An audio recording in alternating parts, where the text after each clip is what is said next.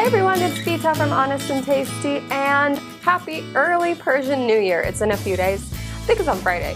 And that is the first day of spring. Every year, that's when the Persian New Year is. First day of spring, first moment of spring. So it's not midnight, it's like, I don't know, 5:45 or something like that, p.m. my time, Chicago time. And in honor of the Persian New Year, I am making Kuku. And it's not like Kuku. It is something that's sort of like a, let me think, like a quiche maybe. I think I'd liken it to a quiche. Maybe even a frittata, but not as eggy as a frittata. There's eggs in it, but there's eggs, there's potato, there's beef, ground beef, and lots of herbs. And that's sort of what makes it. Starting off, I have one russet potato. I'm just gonna cut it in half. I'm not even gonna bother to peel it for now. And I'm gonna throw it into a pot of water. And I'm gonna turn it on high. They're just gonna cook up, and once they're fork tender, we can peel them and mash them. Next part, herbs. I've got a ton here. I will always say this, and I'll say it again, Persian food is really healthy. This is what's going into our kuku. So we're going to process it in the food processor to get it nicely minced.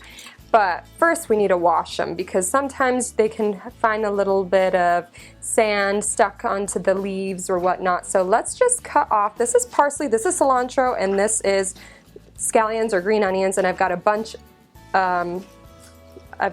of each. So one bunch per. And I'm gonna cut off the stems, especially with the parsley because they can be a little fibrous. Cilantro stems are gonna get cut too, but they're not as bad. And scallions, just the little furry bits. Cut the scallions in thirds. So I'm just gonna put some of it in my food processor, and you don't wanna overwhelm your food processor, so this is done in batches. This is what we have after mincing all of that down. All of that parsley and cilantro and green onion. This is what we get. So while I'm waiting for the potato to get nice and soft, I think it's got a few minutes left to go, I'm gonna chop some garlic. 5 cloves, 6 cloves, something like that. I love the flavor that the garlic gives to this kuku. I love the flavor that everything gives to this kuku, actually. And it's perfect. This kuku is actually perfect for like road trips or just like quick lunch. You don't have to heat it up. Just eat it with bread. I like to put hot sauce on it. But then again, I think I like to put hot sauce on everything. And there's actually more herbs that are going into the kuku, so it could not be healthier. My healthy is not everyone's healthy. I know that because I'm not one to count calories and fat. But I do know that I cook the way my ancestors cooked, and I listen to my body, and I know that that helps me, and I know that it keeps me sane and healthy. So a lot of herbs are going into here. We're getting a lot of vitamins and minerals. We're using olive oil. Get some nice iron from our beef. The potatoes soften. I've drained it of the water, and I'm gonna peel it now, but because it's hot, I'm gonna put some cold water on there to get it nice and, you know, close to room temperature. And then we're gonna peel, and I'm peeling it, and it peels so easily now. And I'm putting it right back into that pot because we're gonna mash it. By the way, today at the grocery store, there was a couple with a guinea pig in their shopping cart. And they were stealing produce and feeding it to him. Just popped right back into my mind. Mash it up. Now we're gonna cook the beef. I've got a pound more or less of ground beef. This is lean, 7% fat, and 1 grated onion. As usual, an onion goes with beef. Salt and pepper. And turmeric, of course. Just mash it up and cook it. Okay, so it's done. The water evaporated, and at that point, right when the water is evaporated and it's turned brown, I just put in 2 tablespoons of good olive oil, gave it a mix, and took it off the stove. So now we are gonna take what's in here and we're gonna put it into here. I've got 1/4 a cup of hot water in here. I just put some water in a cup, put it in the microwave for like 30 seconds. It's boiling hot actually. And I'm gonna put in 1/4 teaspoon of saffron. So saffron, it's a sweet, sort of beautiful smell. It's really, really red and bright, and it makes Persian rice that, you know, yellow color that comes from this. And it's actually from a flower. It's a stamen of a flower. I don't know what that flower is called. Is it called saffron flower? I don't know. But it's like the most expensive thing in the world by weight. When you get your saffron, just make sure that you see it's like dark red, not yellow, because that's not good quality. So we powdered this one ourselves from the little stamens, and when you buy it from the store, buy it not powdered,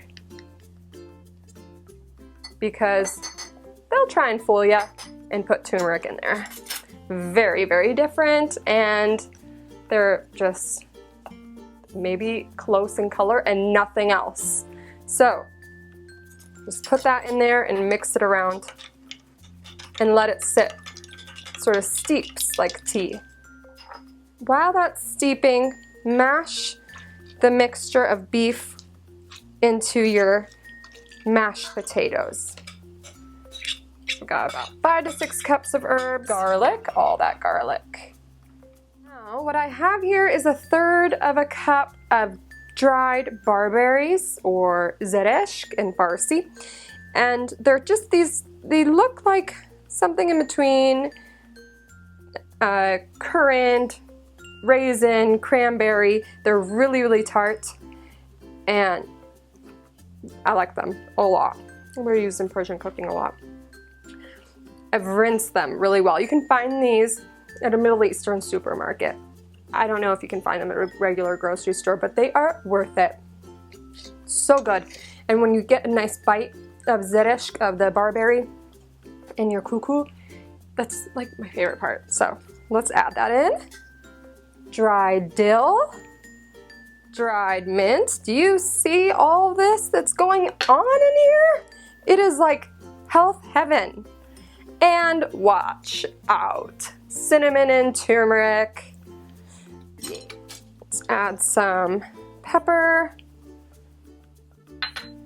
and some salt again. And last but not least, before we add the eggs, saffron.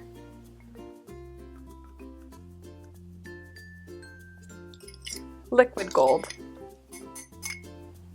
Quite literally, actually. It's more expensive by weight.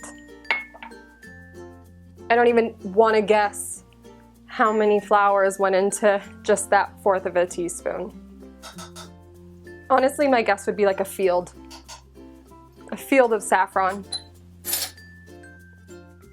Let's give it a good mix. So let's add our eggs. I'm gonna crack in 9 eggs. Just poking the yolks. Poke those yolks. And I'm just lightly whisking it in. Mix it all. Oh. Olive oil. To cook this, it's gonna be like a frittata or quiche. We're gonna put it in this pan that we cook the beef in. I've got some good olive oil now. You can tell from the smell if it's good olive oil. I have been cooking for I don't even know how long with crappy olive oil. It was not olive oil. I don't know what it was. It was probably, for all I know, it was castor oil dyed with green. And I was angry at myself because I'm like, I like olive oil. Why do I hate this now? But it's because it wasn't real olive oil. So just check, make sure. Most olive oils that you buy out there are not actually olive oils. So just check online. A good Google search will help you find your way. So I'm just gonna coat the bottom of this pan. So I've got my pan ready to go on the stove. We need to heat up the oil first and the pan too before we put our mixture right on top. And start ladling in your mixture. So we want about a 1-inch thick mixture. So just make sure it's nice and level and cover it. It's been like 19 minutes. And I am going to cut into this because we're going to flip it over to sear the opposite side. And just a touch more of olive oil just so things sear properly.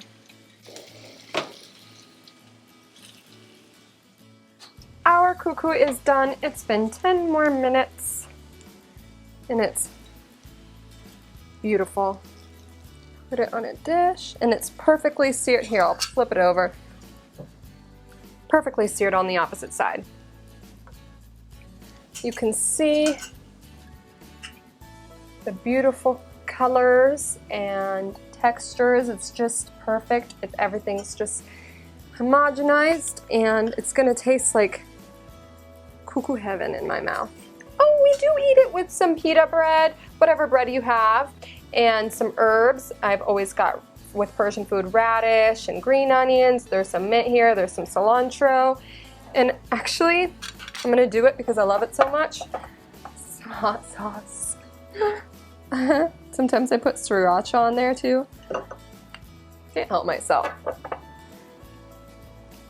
And I like to make it like a little sandwich. Happy Nowruz, everyone. Happy spring, everyone. Go on my website, honestandtasty.com. You can find the recipe there. And thumbs this video up, subscribe, comment if you want to. And I'll see you guys next time. Bye.